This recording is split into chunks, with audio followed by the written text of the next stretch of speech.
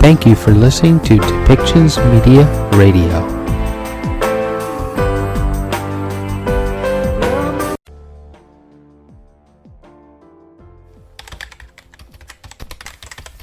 Welcome to Policy and Rights, the show about government policy and human rights.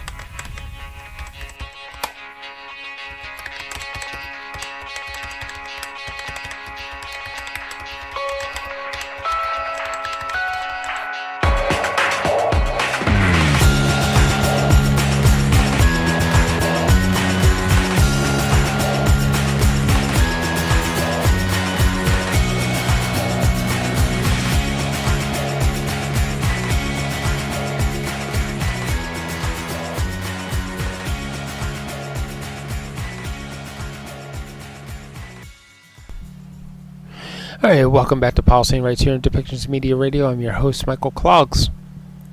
Let's see, the Dutch government has a new coalition government. After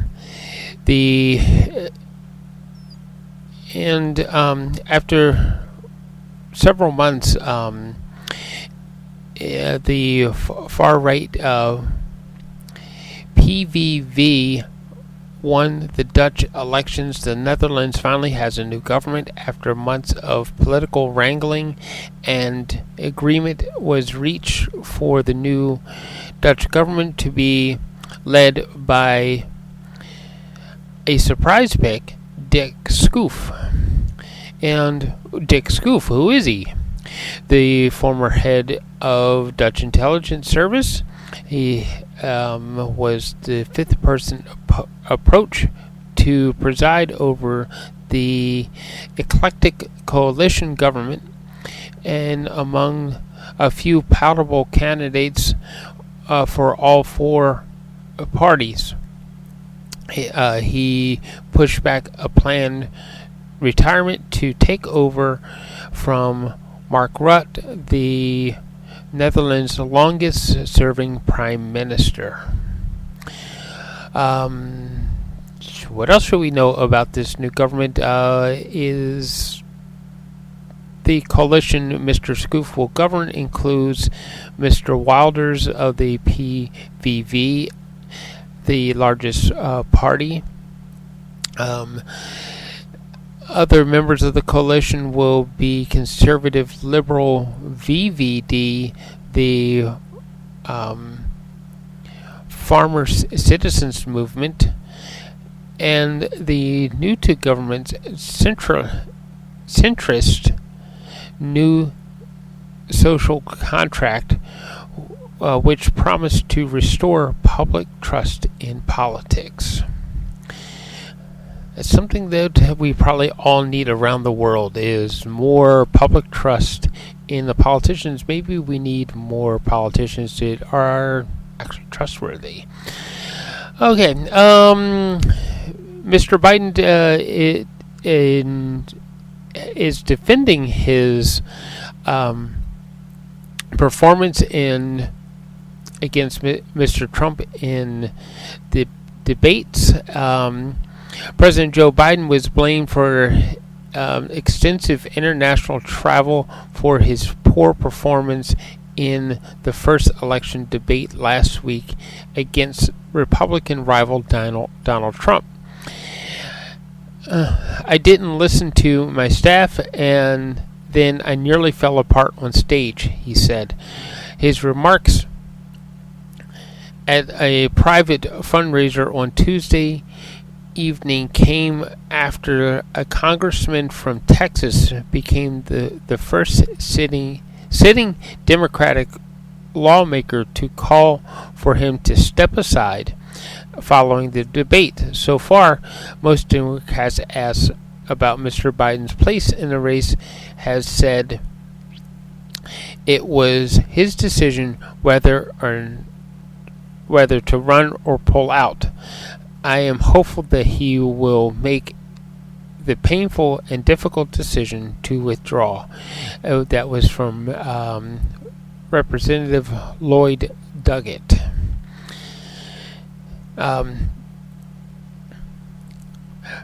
the big question is of course, if Mr. Biden does not run, who is left to run? Replacements could include, of course, Kamala Harris, and there's several other governors. You can go and look for this information about who the governors are. Robert F. Kennedy Jr., independent U.S. presidential candidate, has responded to allegations of sexual assault and to a recent Vanity Fair article saying, "I'm not a church boy." Believe it or not, in many circles, Robert F. Kennedy is a hopeful in the campaign, even though he is independent. There could be some importance to his upcoming popularity that could actually tip the election one direction or the other if he takes enough votes away from the other two party candidates. So, all right, and in, of course, the UK, it looks like they are up for an election themselves. Okay, so that would mean that the UK is bracing for some sort of change. The Conservative Prime Minister Rishi Sunak said he was campaigning very hard for every vote, and his main challenger is Sir Keir Starmer. Said the Conservative claims his Labour Party was on a course for a huge victory, amounted to voter suppression. So there are many other questions behind that. Sir Starmer and his Labour team have been quietly preparing for government while racked with a paranoia about complacency. Nothing the Prime Minister has attempted, both during his conventional time in office and during his campaign. There are some effects that could happen here for all the noise and hullabaloo in the past month and a half. The colossal gap in opinion polls between the Labour Party and Conservatives have been barely budged, and the Conservatives from the top down are braced for defeat. So there could be a change from the Conservative Party in the UK to the Labour Party. So, okay, so moving forward, as we get a report from the CNN, Hurricane Beryl is chumming toward Jamaica, a dangerous Category 5 storm, after leaving at least one person dead, inflicting ruin across the Caribbean islands. On Monday, the storm has already ripped through homes in Grenada, St. Vincent, and the Grenadines, where many still without power and water. Beryl comes to smash records as it kicks off exceptionally early hurricane season.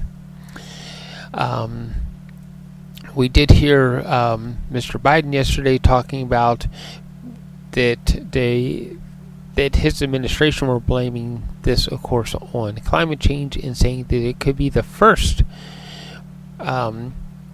Category 5 hurricane to actually make landfall on the United States. And, of course, we're still talking about the immunity and the effects it could have on the United States. Mr. Trump did say at one point that the president should not be handcuffed by laws, and then we heard in another statement from Mr. Biden saying that it is important that the president follow the rules so that there is a balance of power between the president and he is truly representing the people. So, more on the Supreme Court. The Supreme Court on Monday declined to settle major questions raised in a blockbuster dispute over laws intended to protect conservative viewpoints on social media. The decision delays a final ruling, rather the unconstitutional for states to pass laws preventing online platforms to moderate their own websites. Republican governors in Texas and Florida previously argued that the laws are needed to keep such sites such as Facebook and Instagram from discriminating against conservatives. The justice's decision means laws will remain blocked for now, while lower courts continue to sort out the constitutional involvement. You know, there is a point to this with social media that some let these conservative people say what they want, but we always have the ability to turn off what people are saying. At the same time, that if a group is spreading hatred in an attempt to harm others, they should be turned off, because we shouldn't be allowed to do harm to others. And we hope that the Supreme Court and all the courts will make a ruling that will protect others from harm while allowing free speech to continue. With that being said, we should actually, police ourselves and make sure that we aren't causing harm to others. Okay, so with that, we're going to move forward, and we're going to hear from the Canada's Minister of Energy, and he is going to be talking in Alberta about production of hydrogen fuel, and they're going to be putting about $11 million towards the development of that. My personal feelings are that more should be putting into it, and they should be looking further into trying to develop the hydrogen fuel in a real hydrogen fuel program for transportation, as opposed to what the limitations are of electric transportation. That it may be more sensible to go the way of hydrogen fuel, because it may be less impactful on the environment to begin with. And it also protects our freedoms and our rights to travel, where electric cars may have a limitation. We're also going to hear more about what's happening in Palestine, as numbers of refugees and populations that um, are being harmed by the fighting that is happening. There is also a mention about phosphorus weapons being used, and there is no real confirmation of that. It is rumored, and it is very possible. These are extremely mean and nasty weapons. White phosphorus, as it adheres to your skin, it just keeps burning through you. Just mean and nasty weapons, and we need to find a way to end the fighting there and find a peaceful resolution that just brings the fighting to an end and returns hostages back to their homes. So why don't we push forward? We're going to listen to the Minister of Energy of Canada as he talks about Alberta's program for hydrogen fuel.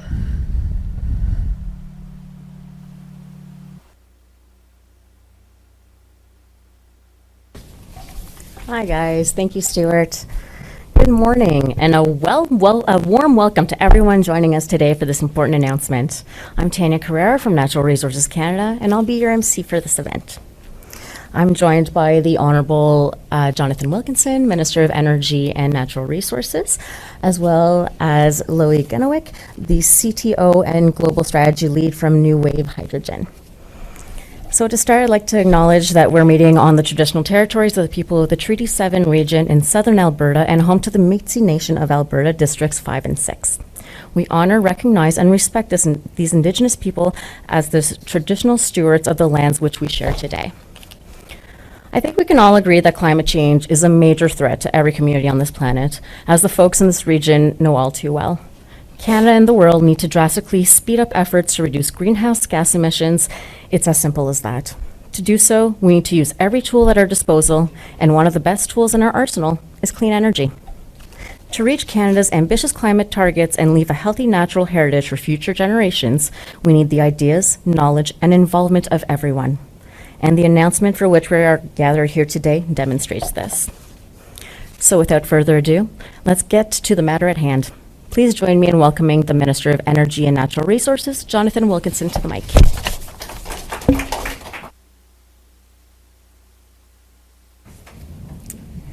Thanks very much. Bonjour tout le monde. Welcome here for this announcement. I also would like to begin by acknowledging that this event is taking place on the traditional territories of the peoples of Treaty 7, which include the Blackfoot Confederacy, comprised of the Siksika, the Piikani, the Kainai, the Tsuut'ina, and the Stoney Nakoda. The city of Calgary is also situated on the homeland of the Métis. And thank you to New Wave and to Gowlings for hosting us here today for this announcement. We talk a lot about climate change these days for obvious reasons. Climate change is altering our world's natural environment in a myriad of harmful ways. Last year's wildfire season was instructive in this regard, as it showed us what the future will look like if we fail to tackle climate change, a future we must evidently work very hard to avoid. At the same time, climate change is also rapidly transforming the global economy and global finance in ways that are creating enormous economic opportunity for those who approach the transition to a low-carbon future in a thoughtful, a determined, and a focused manner. The global energy transformation is both an environmental imperative to protect our planet, yes, but it is also an economic opportunity on a scale similar to the Industrial Revolution. For Canada to seize the extraordinary opportunities being created by the transition to a net zero economy, we must first accept the scientific reality of climate change and then ensure that this informs and shapes Canada's economic strategy. Les gouvernements du monde entier sont de plus en plus nombreux à prendre des mesures. Our American friends, as folks will know, are making massive investments at a scale never seen before in growing a clean economy through the Inflation Reduction Act. So are the rest of Europe, Japan, and South Korea. And beyond our democratic friends, competitors such as China are also moving aggressively and highly strategically to seize the major economic opportunities offered through the energy transition. China is now the world's largest producer and the world's largest deployer of renewable energy technologies. It is one of the largest manufacturer of electric vehicles and the largest deployer of those technologies. It controls critical minerals value chains, very much including processing around the world. China has made a very strategic bet on the energy transition and has been working on that for years. Here in Canada, we have developed an energy and resource-based strategy in partnership with industry, labor, and Indigenous peoples to create economic prosperity for the future. It includes seizing those key economic opportunities in new and accelerating sectors such as critical minerals and critical minerals processing, battery and EV manufacturing, biofuels, nuclear technology, carbon capture and negative emissions technologies, and of course hydrogen production, utilization, and export. It secondly includes having a thoughtful approach to ensuring the competitiveness of Canada's oil and gas sector in what will eventually be a declining global market. Such an approach requires aggressive action to reduce emissions from the sector to ensure Canada will remain competitive in a world that will value the lowest carbon products. It also means enhancing the focus on non-combustions of applications for oil, and in the case of natural gas, focusing on ultra-low carbon hydrogen. Il s'agit de travailler à la mise en place de réseaux électriques qui continueront à conférer au Canada un avantage concurrentiel important. It involves regulatory and permitting reform that will enable good projects to be built quickly in this country. Just recently, Minister O'Regan and I launched a new regulatory and permitting action plan that aims to do just that. And finally, it very much includes furthering economic participation and economic reconciliation with Indigenous peoples. Alors que ce travail est en cours dans tout le pays ici, en Alberta, l'opportunité de leadership est incroyable. And while this work is underway right across the country, here in Alberta, the opportunity for leadership is incredible. We have already seen significant investments in Alberta in the emerging low-carbon economy. This includes the recent $12 billion Dow investment in the world's first net-zero petrochemical facility in Fort Saskatchewan. Today, I want to talk specifically about hydrogen. It is something on which this federal government, as well as several provinces, very much including Alberta, are focused. It is an area of significant personal interest to me, having been the CEO of a company in the hydrogen space for many years. In December 2020, the federal government released the Hydrogen Strategy for Canada, and since then we have seen significant progress. Numerous projects have been announced and are rapidly advancing, including the Air Products facility in Edmonton, which is nearing completion, which is a $1.6 billion clean hydrogen facility. Au Québec, TES Canada construit un projet d'hydrogène propre de 4 milliards de dollars. And in Atlantic Canada, companies including Everwind and World Energy Hydrogen are making significant progress towards production facilities that will enable export of hydrogen to Germany and to other European markets. Today, I am pleased to announce investment of $11.8 million for 8 hydrogen projects in Alberta and 2 small modular reactor projects. Ces projets sont le reflet du travail intéressant et innovant réalisé dans ce pays pour non seulement développer de nouvelles technologies, mais aussi pour les mettre à l'échelle et les déployer commercialement. Examples of projects receiving funding today include innovative fuel systems, dual fuel technology that will allow for heavy-duty trucks to displace diesel fuel with hydrogen. This dual fuel technology will reduce diesel consumption by up to 45% on average and can be used in existing engines. ATCO aims to develop the first commercial, fully hydrogen-heated building in Canada. It will serve as a demonstration site for technologies that utilize pure and blended hydrogen and train operators in the installation, commissioning, use, and maintenance of those technologies. And New Wave Hydrogen, which is using pressure in pipelines to heat gases to temperatures sufficient to, it says here, thermally decompose, but apparently that's not correct. It is to crack hydrocarbons. It is correct. I prefer a different word. All right. The innovation uses no water, generates no direct carbon, is low cost, uses existing infrastructure, and can move to market quickly. As I said earlier, having a comprehensive plan to address climate change and seize the economic opportunities that will be enabled through the transition to a low-carbon future is important environmentally, yes, but it is also critically important economically. I would say with some concern, as somebody who entered politics to address the climate crisis, I would say that the importance of having such a plan is not necessarily shared by all political leaders at the federal level in this country.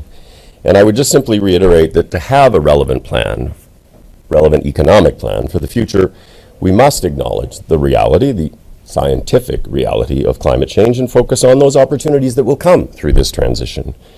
I would also caution folks to be careful about relying on folks who tell you that we can simply rely on technology. As a former clean tech CEO, I can say pretty confidently that while technology is clearly very important, technology on its own will not drive billions of dollars in new investments and bring new opportunities to countless communities. Technology on its own will not allow us to successfully address the challenge of climate change. To do this, we have to put in place the conditions that will enable technology development, that will enable demonstrations of technology, and ultimately that will enable commercial deployment. To close, hydrogen presents a massive opportunity, a clean energy source that can build on existing strengths and simultaneously support energy security and climate objectives. I see enormous potential for Canada. Through ongoing innovation and active collaboration, I am confident that as leaders we can and we will ensure that the Canadian hydrogen will decarbonize industry, that will strengthen economies, it will enhance energy security not just in Canada but for our friends in Japan, South Korea, and Europe, and it will create good jobs and economic opportunity as we transition to a sustainable and prosperous low-carbon future. So, merci tout le monde. Thank you for joining us today.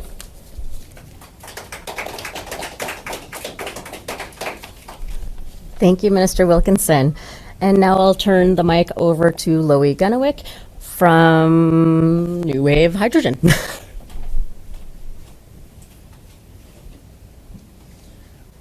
All right, thank you very much. It's a pleasure to be here today, and I would just like to re-emphasize the importance of funding programs like the one that is being announced today.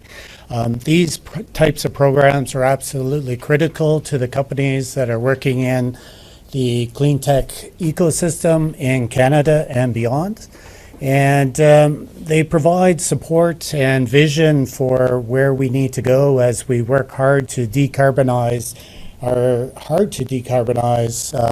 industries and systems in Canada and beyond.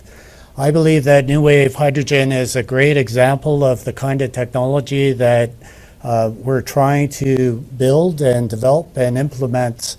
As was mentioned earlier, it produces no CO2, it uses no water, and doesn't require any new infrastructure. By capturing that pressure energy that already exists in natural gas pipelines, we can separate the carbon and the hydrogen into two very valuable products. The hydrogen, of course, can be used to clean up existing processes, for example, fertilizer production, or greening up the refining of petroleum products by replacing steam methane reforming, for example. It can also be used as a blended fuel where we put hydrogen into natural gas and generate power with a much lower carbon footprint. And so this is a great transition forward for us to be able to do this. And again, we couldn't do it without the funding that's being made available from our governments here in Canada. It's absolutely critical to us. And so I really appreciate the opportunity to be here today for today's announcement to hear the continued investment in what we're doing to build out our clean tech economy here in Canada. Thank you.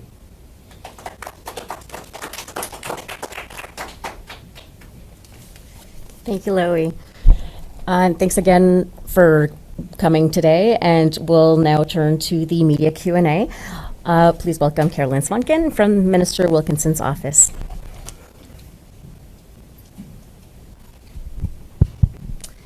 Hello, good morning, everybody. As Tanya said, we will now move to the media Q&A portion of the event. I will walk around and pass the mic, so if you have a question, if you could just raise your hand, and then I can move through the audience. As well, we will have time for one question.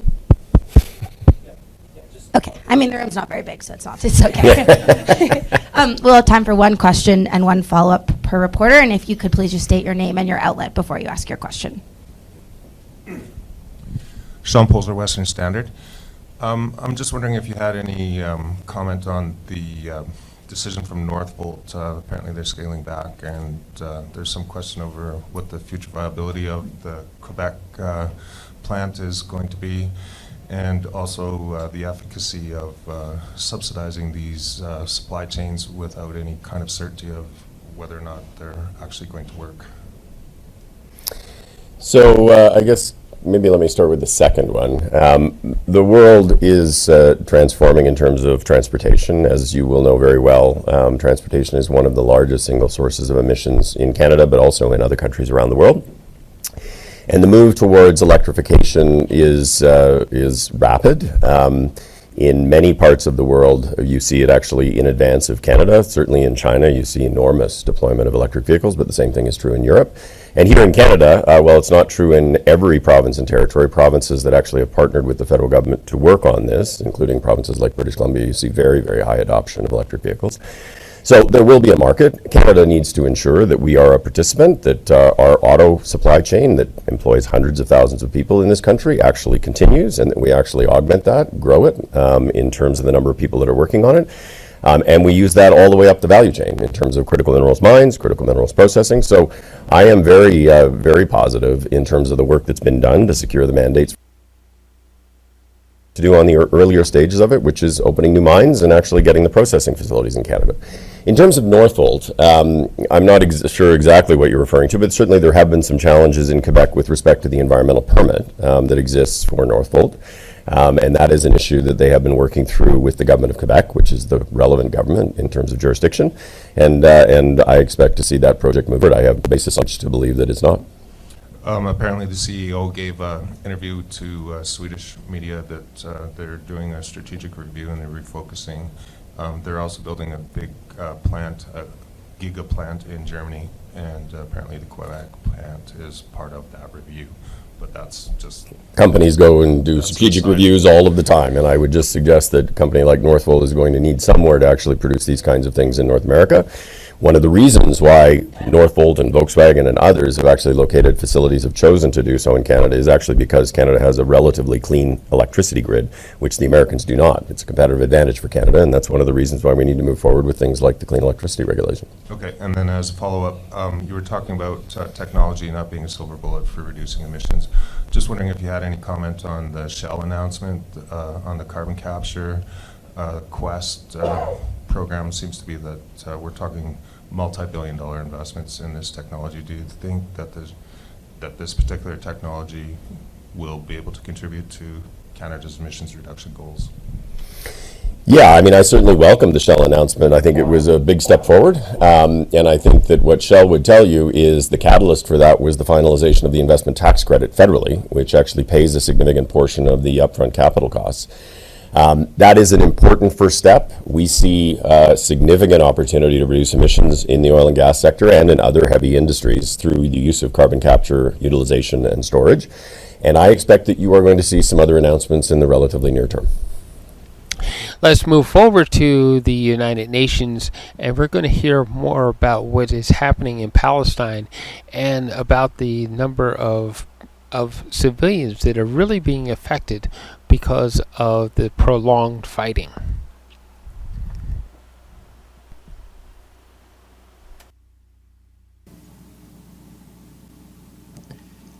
Andrea, can you hear us?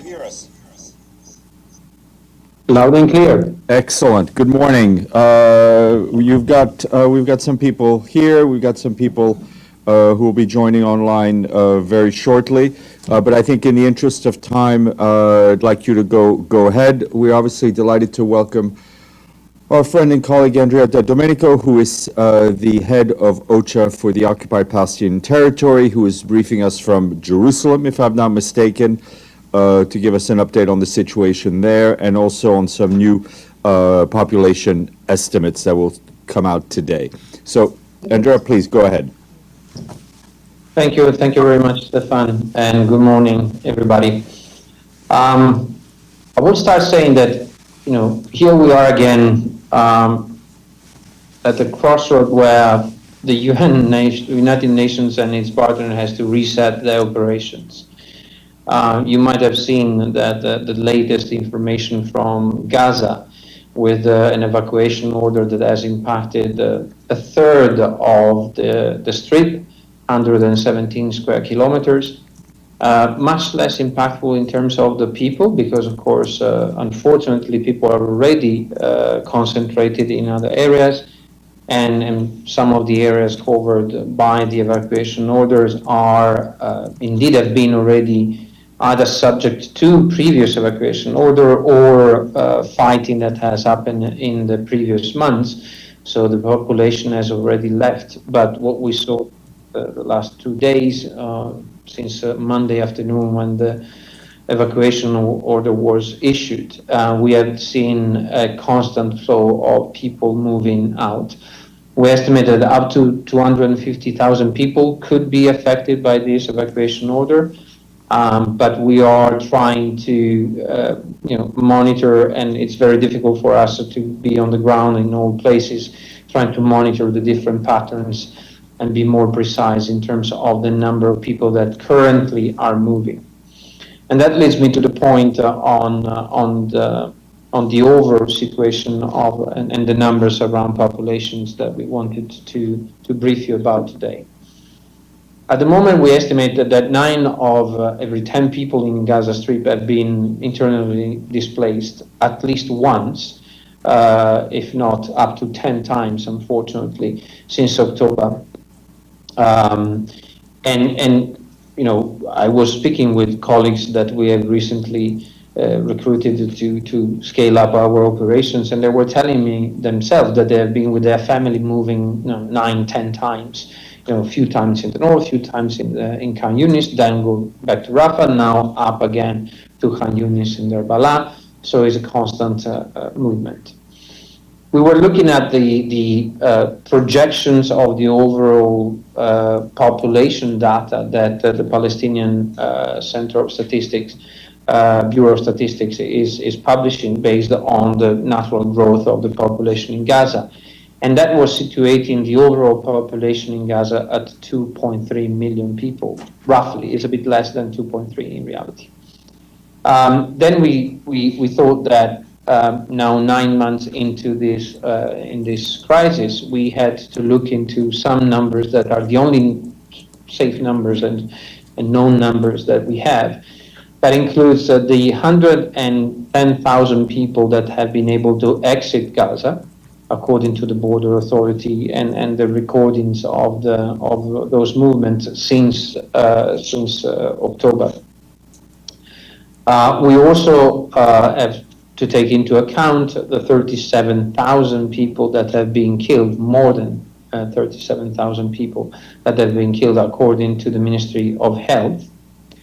And so based on these two fundamental data, in consultation with the partners in Gaza, and for the sole purpose of humanitarian programming, so it doesn't preclude the ability and the possibility and the day in which those who have left Gaza will possibly come back into Gaza. But just for our programming purposes as humanitarian community, we estimate that the population present in Gaza comprises about 2.1 million people. And we have said since the beginning of the war that basically all of them, unfortunately, are in need of assistance. Out of the current Gaza population, we also estimate that 1.9 million are internally displaced, multiple times. So, for example, the patterns of movement that we have registered in the last 2 days, they are not necessarily adding to this number, because some of those, or many of those, were already displaced. And then they moved in different areas, and now they are moving again, trying to find a safe space, if there is any of such. Before we were estimating 1.7, but remember, since that number, we had the Operation Rafah, so we had additional displacement from Rafah, and Rafah was not one of the areas that originally was displaced, so the residents of Rafah. And then we had also operations in the north that has also moved people, particularly the Jabalia area, and then in recent days also the Sujahia area, where we had new displacement, but again, those were people that were already displaced in the past, and they have been moving back and forth into their areas. And just to be very clear, this is not the result of a census or a survey.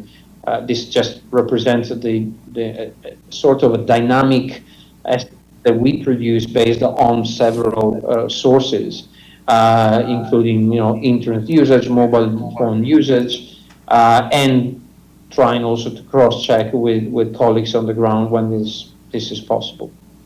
But beyond these numbers, there are people, of course, men, women, boys, and girls, doctors, students, cooks, artists, journalists, teachers, moms, dads, and people that have fears and grievances.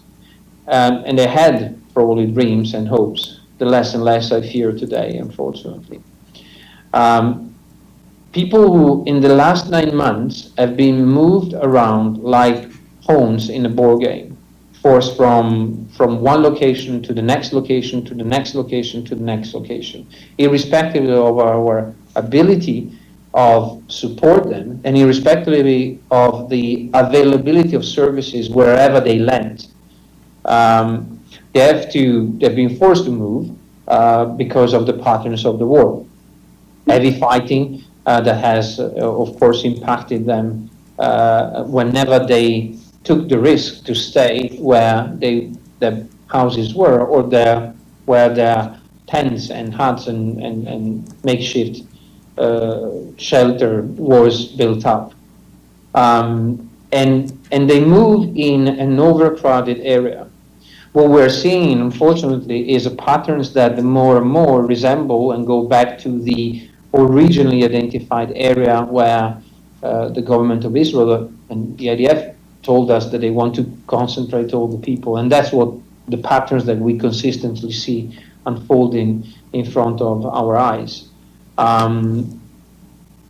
With some people remaining in the north, out of this 2.1 million people, we estimated 350,000 are in the north, and those cannot come to the south. The strip is completely broken in two as of today. There are military presence that is blocking movements and impeding movements for the civilians, and frequently, unfortunately, also obstructing our ability to move. These people have been forced to completely reset their lives over and over again. I was talking with some people that moved again after the Rafah operation, and they were telling me, it's very difficult for us to, over and over again, restart the learning of where we are and how we can access basic services. After a while in this makeshift shelter or tent that they had, they figure out where the food could be found, where the water could be found, where the potable water could be found, where the medical point was. And they start getting acquainted with their neighbors if they don't have the family with them. And that is stripped apart again and again and again. And people have to reinvent and their ability to cope with conditions of lives that are beyond imaginable. In the recent days, we've seen displaced people moving once again from places like Sujahia, for example. And even the so-called or the unilaterally declared zone has been targeted by military operations and forcing people again to leave the areas. Many UN offices and NGO offices were along the Mawasi area in Rafah, so in the south, in front of the sea. And people look at us as a parameter or barometer of the situations, and if they see that we move out from those areas, they fear that something is happening. What we've seen is the Rafah operation progressively move toward the sea and progressively approach the safe zone, again, the unilaterally declared safe zone, and fighting has been happening there. And of course, this is scaring people out, and many have packed the little belongings that they had to move. Others look at us and see if we're still there, means that they maybe are safe staying there. We calculate that around our area there were probably 80,000 people, and colleagues were telling me that they were estimating that 20%, 25% of the people around our offices have been moving, while others are still hanging in there because they know that there is not much space to move to. This war has also been and continues to be characterized by several obstructions. Of course, it continued generating more pain and suffering and more humanitarian needs.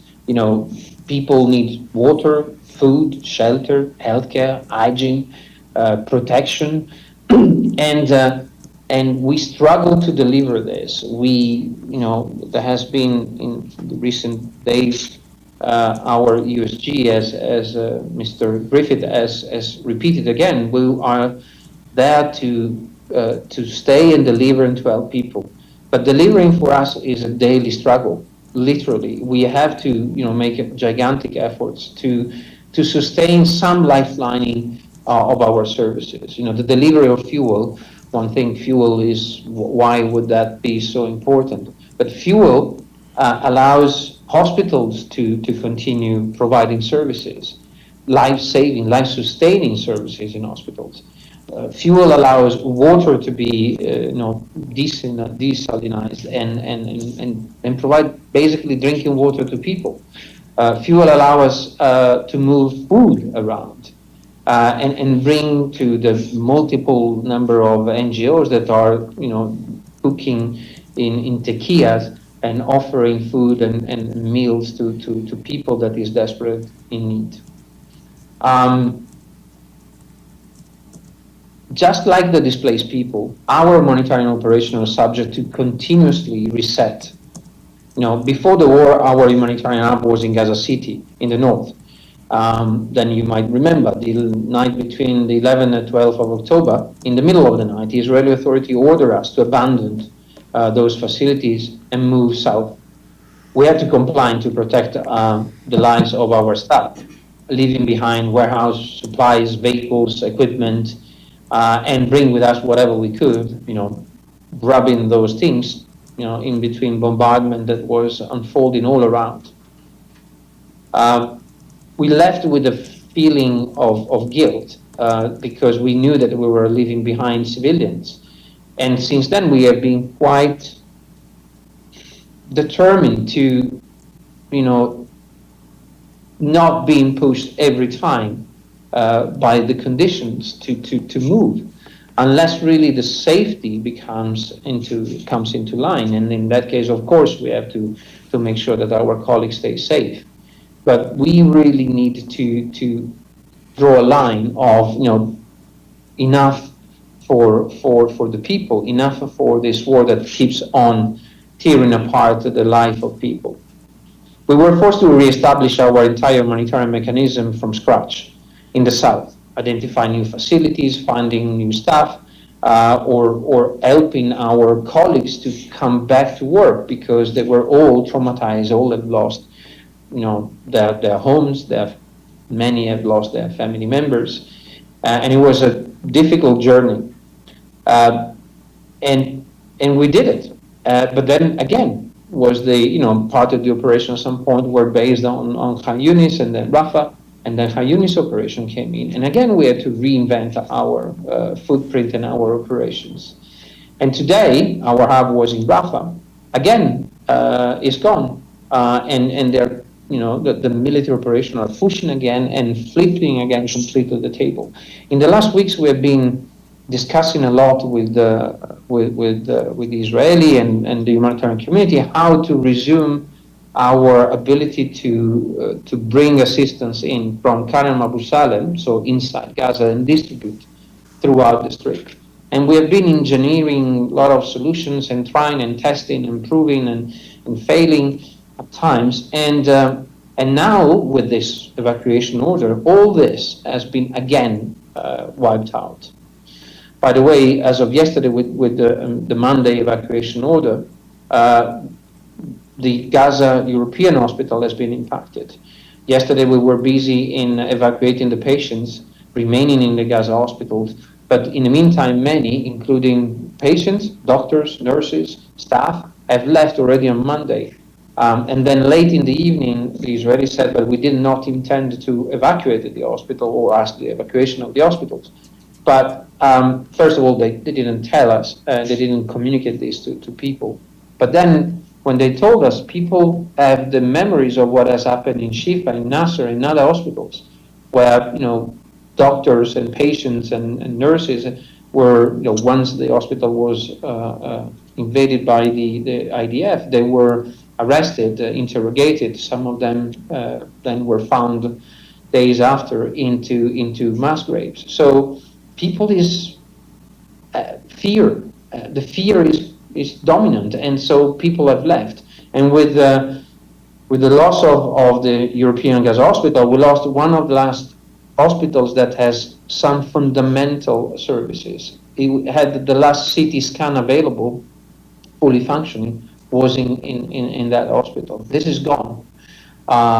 Will we be able to reestablish somewhere something similar? I hope so. But again, we have to restart, and we have to, you know, in a very challenging environment. Some of the concrete other obstructions that I think is important to mention. Electricity and fuel. Israeli authority, if you remember, they cut off electricity in October. And since then, of course, there has not been electricity. So electricity is fundamentally provided and solely provided by either solar panels, but that works only during the day because there are not many batteries left, or fuel through generators. But fuel import, as you remember also, has been initially banned and now heavily controlled. But even to import that, we need a functioning Kerem Shalom, Kerem Abu Salem, and an ability to bring then the fuel where it is needed. It's just not to let him in. It's also allowing this fuel to be distributed where it is needed. Without power, water becomes scarce, bakeries cannot operate, baby incubators are turned off in hospitals, and ambulances remain grounded. Not to mention the fact that many ambulances, unfortunately, have been hit during this 9 months of war. Safety and access has been always a concern for us, for our staff, for our personnel, and for the civilians that are caught in the fighting. Nowhere and no one is safe in Gaza. We keep on saying this. We have seen over and over, you know, military operation and bombardment happening also in the heart of the humanitarian safe zone unilaterally declared by Israel.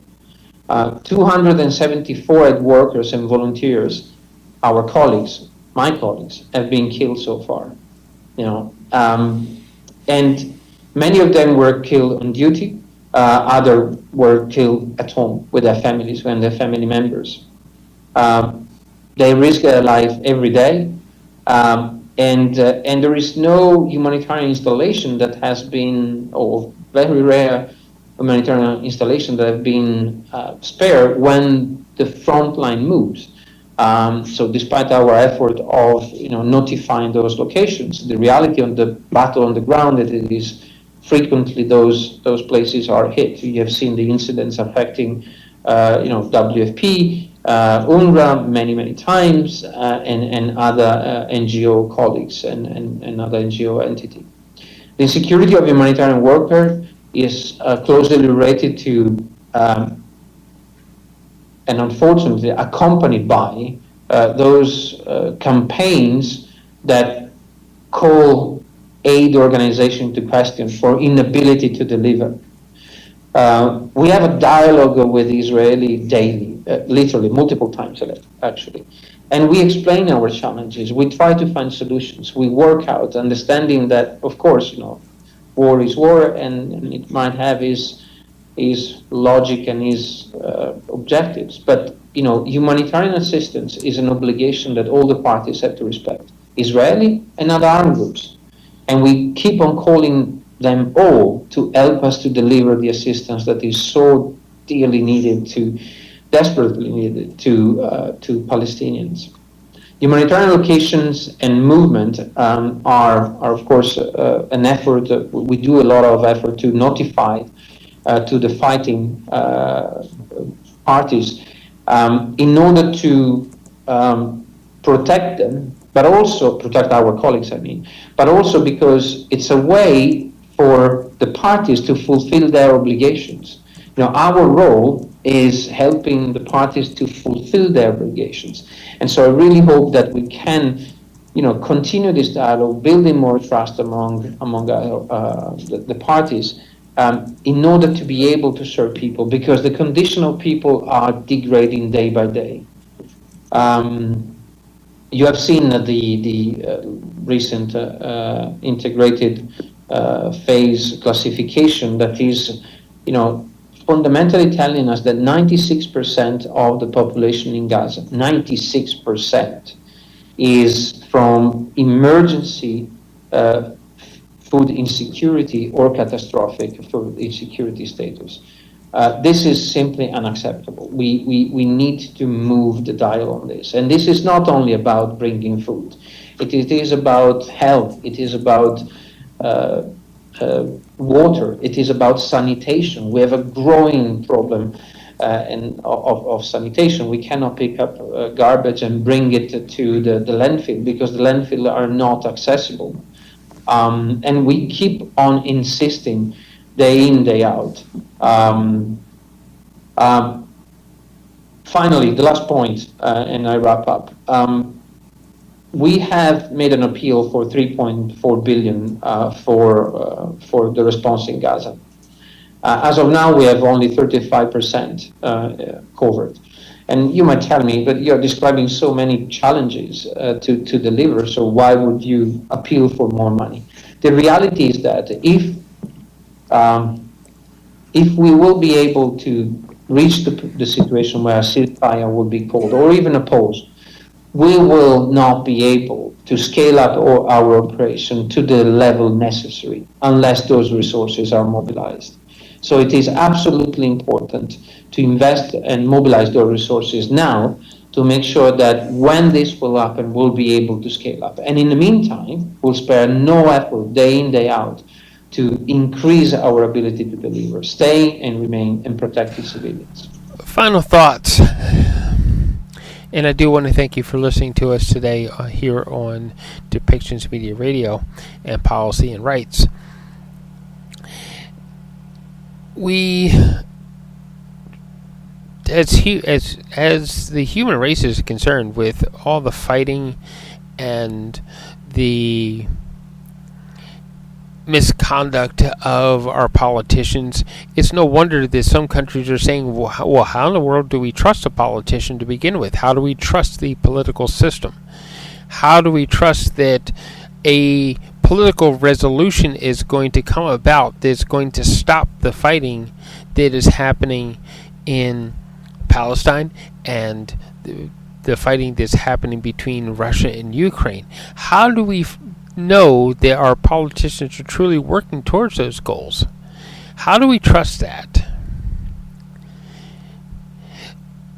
It still comes down to, because we do live in, most of us live in a democratic republic, which means that we do have the right to talk these things over with the representatives that we voted into place.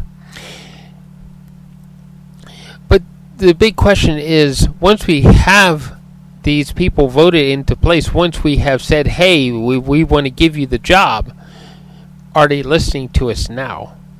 Or are they listening to a higher corporate power that may have a different agenda all around to begin with?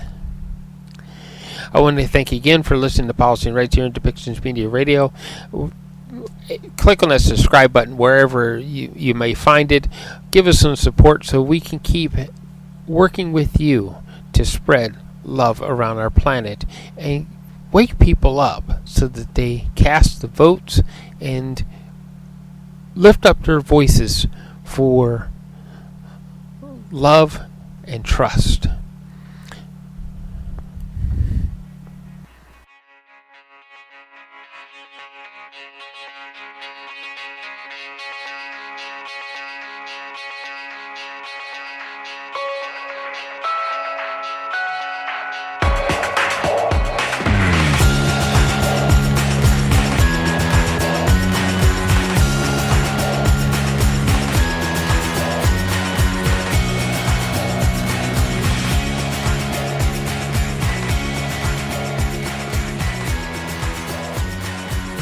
This show has been produced by Depictions Media.